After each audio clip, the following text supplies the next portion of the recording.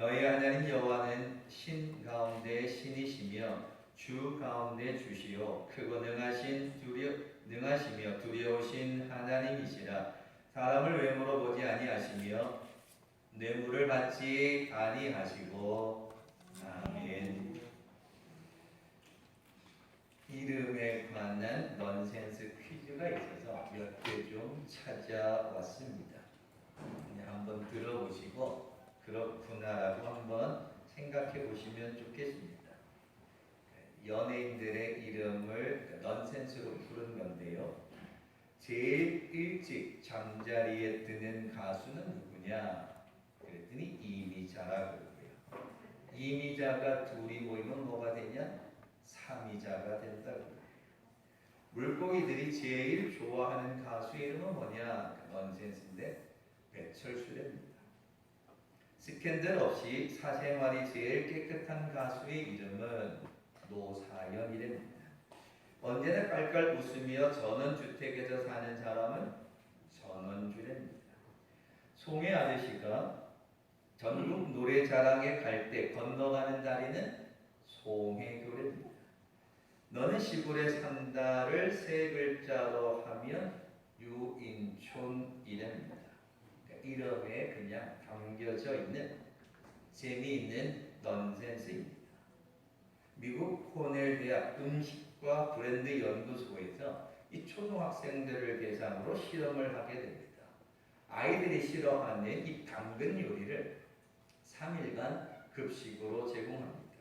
그래서 당근 요리 앞에 아무 이름이 없게 하고 당근을 배식하고, 둘째 날에는 오늘의 요리라고 해서 당근을 배식하고, 셋째 날에는 투시력 당근이다라는 이름을 그 앞에 붙이고 급식했더니 이 아이들이 당근 먹기를 싫어하는데 아무 이름이 없으니까 별로 먹지도 않고, 오늘의 요리하니까 뭐 별로 관심도 없고, 그래서 셋째 날 투시력 당근이다 이름을 붙여놓으니까 투시력이 정말 좋아지는 줄 알고 아이들이 당근을 많이 먹게 되더라는 연구 결과입니다.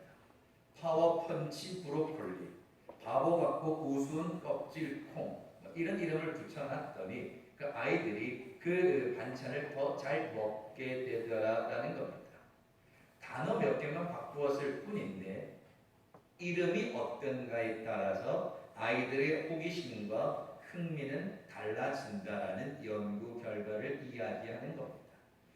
한 번쯤 옛날 생각해 보시면 1970년대 웃으면 복이 와요라는 TV 프로그램에서 지금은 고인이 되셨던 구봉서, 배삼룡이라는 두 분이 그러니까 이름을 소개하면서 이렇게 했던 적이 있습니다. 김수환, 거부, 기와 두루, 삼천각자, 동방산. 그 뒤에도 뭐 많이 있습니다. 그 이름을 재밌게 표현하렸던 이런 뜻이 있었을 겁니다. 오늘 이 아침 저는 이 회복되어야 하는 것이 오늘 우리 신앙의 목표인데, 주여 이제 회복되게 하소서. 회복되려면 힘이 있어야 되는데 그 힘이 뭐냐? 하나님이라는 겁니다. 회복의 역사는 하나님으로부터 시작되는데 하나님을 믿어야 하고 하나님을 알아야 합니다. 그래서 우리가 회복되는데 가장 큰 힘은 하나님. 그럼 그 하나님은 어떤 분이신가를 알아야 되겠죠. 그 하나님이 어떠신 분인가를 제일 잘 나타내는 것이 하나님의 이름입니다. 성경에는 우리는 한글로 하나님 이렇게 표현하지만 히브리어 원어는 여러 가지 단어로 하나님의 이름을 표시하고 있습니다. 하나님의 다양한 이름을 이해한다는 건 하나님을 전체적으로 이해한다는 거죠. 그냥 우리는 쓰기는 한글로 하나님 이렇게 쓰지만 원어는 그 단어가 여러 가지입니다. 그건 하나님의 능력, 하나님의 권세, 하나님이 행하고자 하시는 것이 무한하다는 걸 그 이름이 증명해 주는 겁니다. 우리는 모두가 다 편견 아닌 편견이 있습니다. 어떤 사람에 대해서 하나를 알고서 그 사람 내가 잘 알지. 또 어떤 사람에 대해서 두 가지를 알고서 그 사람 내가 살아온 인생을 다 알지. 하나를 알고 둘을 알면서 어떻게 그 사람의 전체를 안다고 말할 수 있을까? 그런데 우리는 그런 편견 속에 살아갑니다. 마찬가지입니다. 하나님도 하나님의 이름 속에는 하나님의 무궁무진하신 권세가 있는데 그냥 우리는 하나님, 그러니까 그냥 하나님을 다 아는 것처럼 살아갈 때가 많다라는 겁니다. 하나님은 하나님의 이름을, 하나님의 능력을 성경에서 다 계시하고 계십니다. 성경 66권에 하나님은 이런 하나님이다 라는 걸 이미 다 알려주고 계신다는 거죠. 사람의 이름은 부모님이, 할아버지가 지어줄 겁니다. 그러나 하나님의 이름은 사람들이 누가 지어준 이름이 아니라 성경은 하나님 스스로 우리들에게 알려주신 이름이 하나님의 이름이라는 겁니다. 잠언 18장에 이르기를 여호와의 이름은 견고한 망대라 의인은 그리로 달려가서 안전함을 얻느니라. 여호와의 이름은 견고한 망대라는 겁니다. 그래서 의로운 사람은 그리로 달려간답니다. 어디로? 여호와의 이름으로. 여호와께로 달려가면 그 하나님이 우리를 지켜주신다. 안전하게 지켜주신다라고 이야기합니다. 우리는 세상을 살아가면서 나를 지켜주는 것이 돈이겠거니 권력이겠거니 사람이겠거니라고 생각합니다. 시편 127편은 이렇게 이야기합니다. 여호와께서 집을 세우지 아니하시면 세우는 데 수고가 헛되며 여호와께서 성을 지키지 아니하시면 파수꾼에 끼어 있음이 헛되다. 너희가 일찍이 일어나고 늦게 누우며 수고의 떡을 먹음이 헛되다. 여호와께서 세우지 아니하시면 여호와께서 지키지 아니하시면 헛되다 라는 뜻입니다. 그 말은 하나님이 전적으로 우리의 힘이요 능력이라는 겁니다. 그런데 사실 좀 안타까운 것은 이 127편의 이 구절을 우리가 너무나 잘 알고 있습니다. 하나님이 지켜주셔야 하고 하나님이 인도해 주셔야 우리 가정이, 우리의 자녀들이 복되고 평안하다는 걸 잘 알고 있습니다. 그런데 안타까운 것은 성경 구절로만 알고 있지 우리의 실생활이 되어지면 내 발에 발등에 불이 떨어지면 급하니까 사람을 찾아가고 사람을 의지하고 권세를 의지하고 돈을 의지하려 할 때가 많다는 겁니다. 읽기는 성경 구절이 뭔지는 알고 있고 눈으로 늘 읽었지만 실제 상황이 되어지면 여호와께 가는 게 아니라 사람을 찾아가게 되고 사람을 의지하게 된다는 겁니다. 그건 하나님의 이름을 제대로 알고 있지 못하기 때문입니다. 시편 20편에서 다윗은 이렇게 고백합니다. 어떤 사람은 병거, 어떤 사람은 말을 의지하나 우리는 여호와 우리 하나님의 이름을 자랑하리로다. 이 다윗이 전쟁을 해보니까 전쟁터에 나가보니까 사람들은 말을 의지하고 병거를 의지하고 무기를 의지하더라는 겁니다. 그런데 이 수많은 전쟁 속에서 다윗이 깨닫게 된 것은 아무리 병거가 많고 아무리 무기가 많고 아무리 말이 많다 할지라도 전쟁에서 이기게 하시는 것은 우리 하나님의 이름이라는 겁니다. 하나님이 함께 하실 때에 전쟁에서 이길 수 있다는 것을 실생활에서 실전에서 다윗은 깨닫게 되었다는 겁니다. 그래서 오늘 저는 이 아침 하나님의 이름에 대해서 좀 살펴보려 하는데 왜냐하니까 우리를 이기게 하시고 우리를 힘있게 하시고 우리를 능력있게 하시는 분이 누구이신가? 하나님이시기 때문입니다. 오늘 신명기 10장 17절에 너희 하나님 여호와는 신 가운데 신이시며 라고 기록합니다. 여러 신들, 우상도 있겠고 주변에 있는 이방인들 나라에 여러 신들이 있는데 그 수많은 신들 가운데 참 신이 누구냐? 하나님이시다.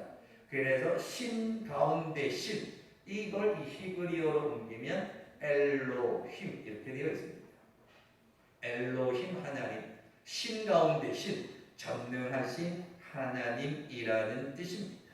시편 139편에서 다윗의 고백 가운데 주께서 내 내장을 지으시며 나를 모태에서 만드셨고 내가 주께 감사하오면 나를 지으심이 심히 기묘하심이라 주께서 하시는 일이 기함을 내 영혼이 잘 안다는 겁니다. 나를 지으심이 심히 막측하다, 기하다, 놀랍다라는 겁니다. 하나님의 전능하심, 신 가운데 신, 엘로힘 하나님, 그 능력의 하나님, 천지를 지으신 그 하나님이 나를 지으심이 놀랍다라는 겁니다.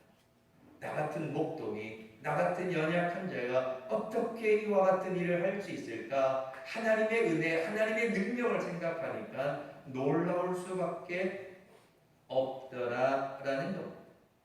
그래서 이 다윗의 고백이 전능하신 하나님을 이야기합니다.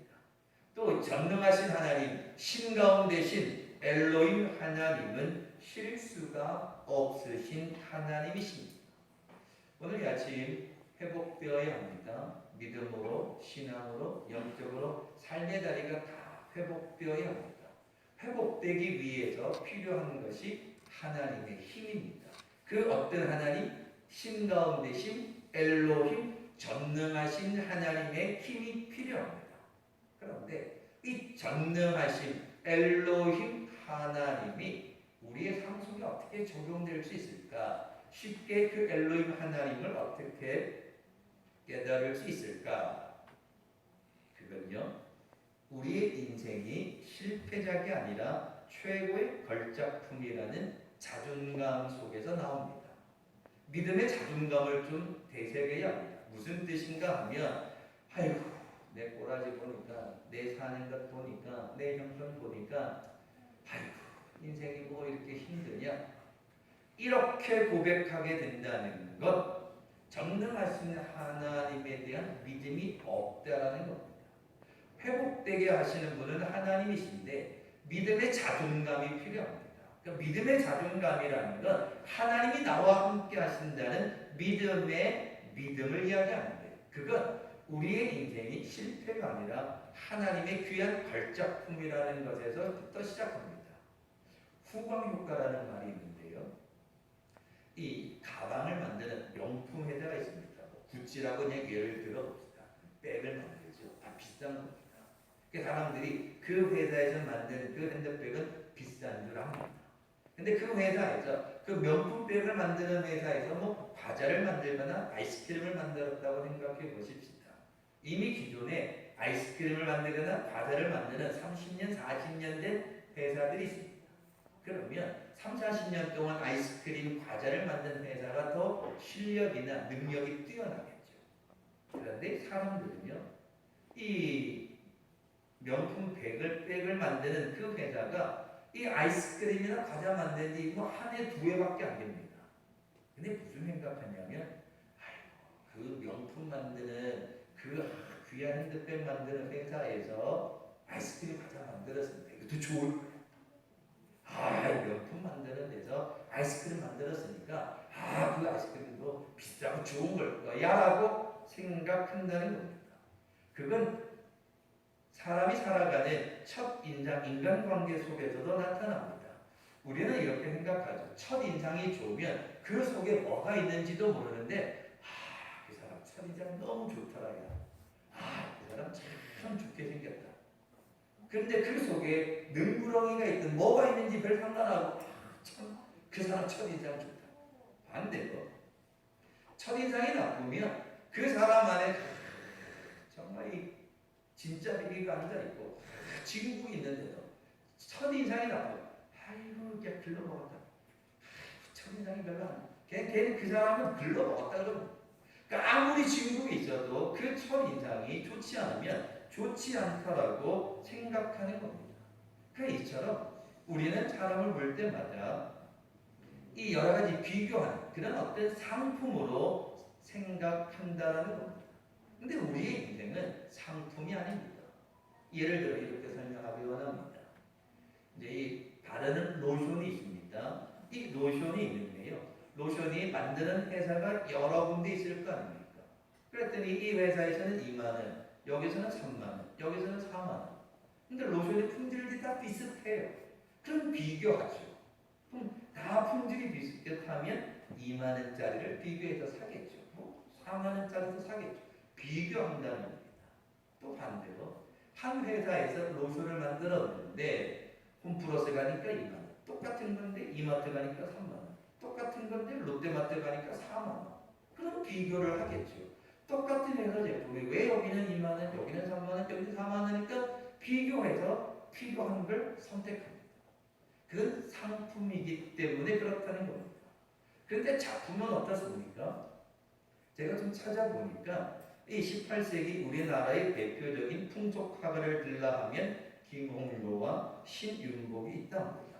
이 글을 소개하기를 김홍도의 그림의 가치는 18세기 한국의 정서를 자연스럽고 확실하게 표현하는 서민적 정서의 풍속화의 대가다. 이렇게 표현되고요. 그럼 신윤복의 작품은 어떠냐?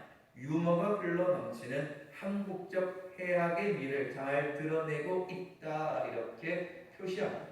그래서 물어보죠. 그러면 김홍도의 작품이 좋습니까? 신윤복의 작품이 좋습니까? 어느 게 더 뛰어납니까? 물어보면 쉽게 대답할 수 없습니다. 왜냐하면 작품은 작품대로 가치가 있기 때문입니다.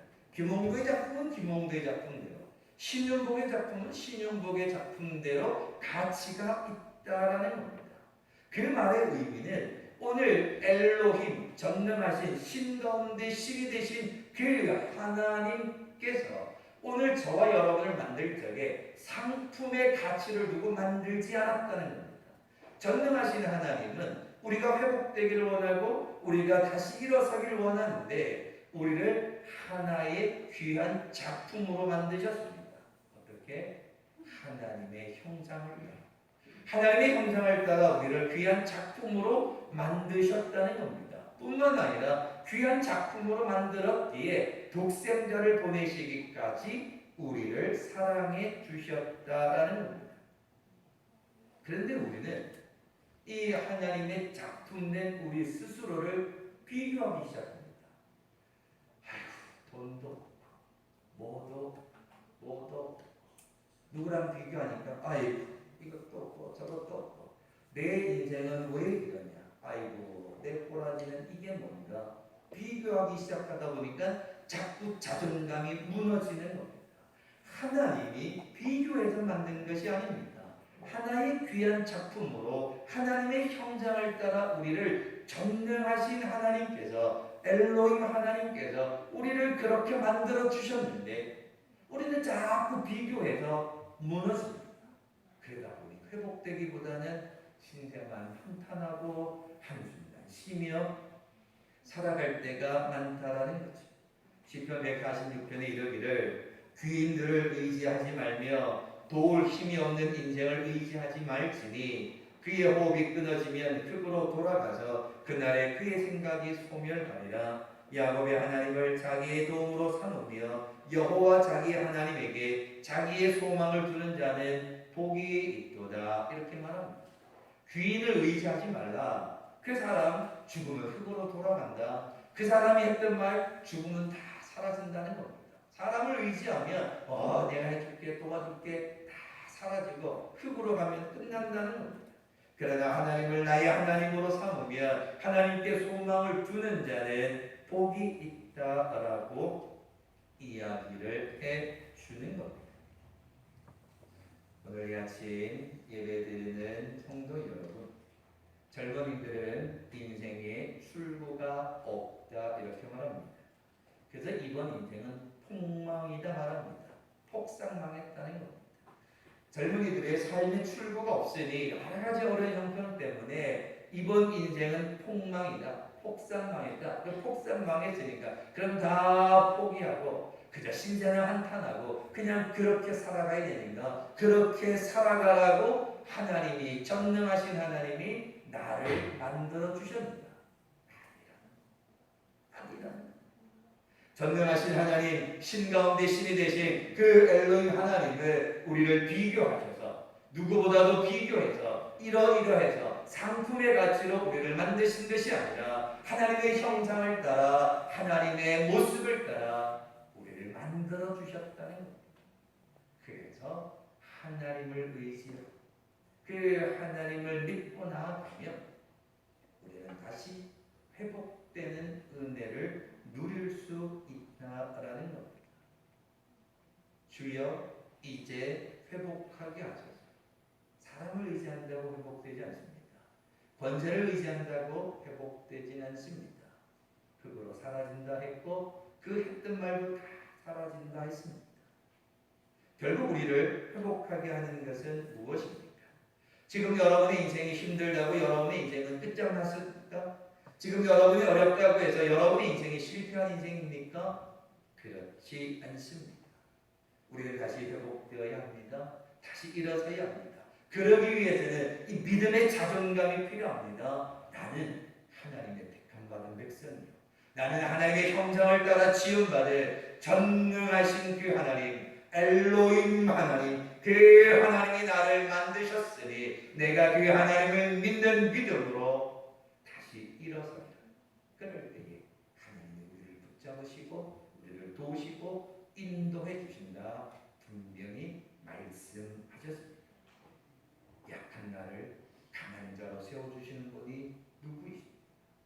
약한 나를, 쓰러진 나를 다시 일으켜 세워주시는 분이 누구이십니까? 엘로힘 하나님, 전능하신 하나님, 신 가운데 신이 되신 그 하나님께서 연약한 가운데, 나약한 가운데 상처난 우리들을 다시 일으켜 세워주시고, 그렇게 이 아침 예배 드리는 여러분, 다시 회복되어지는 삶을 살아가야 되는데, 그러기 위해서 엘로힘 하나님, 전능하신 그 하나님, 그 하나님을 바라보고 그 하나님을 믿는 믿음으로 다시 일어나 하나님과 동행함으로 회복된 축복의 삶을 살아가는 모든 성도들 되시길 엘로힘 하나님 주님의 이름으로 축원합니다. 기도하겠습니다.